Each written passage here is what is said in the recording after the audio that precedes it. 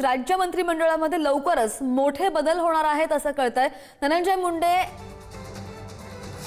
In आणि Narhari Zirwal out होण्याची शक्यता वर्तवली जाते। संतोष देशमुख प्रकरणात राजीनामा द्यावा लागलेल्या मुंडेंना पुन्हा संधीची शक्यता सुद्धा आहे।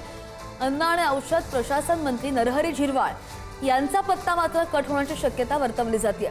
तानाजी सावंत यांना सुद्धा मंत्रिपदाची लॉटरी लागण्याची शक्यता।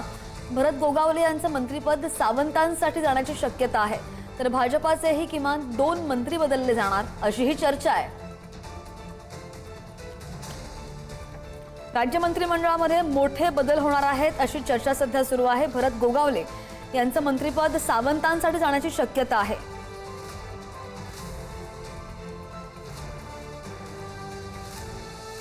आणि या संदर्भात अधिक तपशीलवार आमचे प्रतिनिधी पुढारीचे प्रतिनिधी चंदन जोडले गेलेले आहेत। चंदन, आपण पाहतोय अचानक हे मोठे फेरबदल होण्याची शक्यता वर्तवली जाते, यामागची नेमकी कारण काय? राज्यात आता जानेवारी अखेर स्थानिक स्वराज्य संस्थांच्या निवडणुका होणार आहेत। आता बीडमध्ये तसं पाहिलं तर धनंजय मुंडे यांचा चांगला प्रभाव आहे। तिथं राष्ट्रवादी अधिक चांगल्या जागा निवडून आणू शकते। सध्या तिथं प्रभावी असं नेतृत्व नाही आहे। तानाजी सावंतांचा पण तसंच आहे। ते नाराज असल्यामुळे त्यांना मंत्रिमंडळात घेऊन त्यांचा वापर स्थानिक स्वराज्य संस्थांच्या निवडणुकीमध्ये केला जाणार आहे।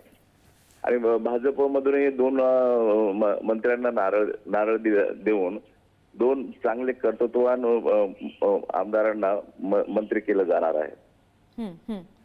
अगदी नाही, बरोबर आहे। आपण पाहिलं की मुंडेंनी सुद्धा काही दिवसांपूर्वी तटकरे यांच्याकडे जी मागणी केलेली होती स्टेजवर बोलताना की रिकामं ठेवू नका, काहीतरी काम द्या, ते अनुसरून आणि दुसरीकडे ज्या निवडणुका आहेत त्यांना अनुसरून हे जे बदल होण्याची शक्यता वर्तवली जाते याकडे लक्ष असेल।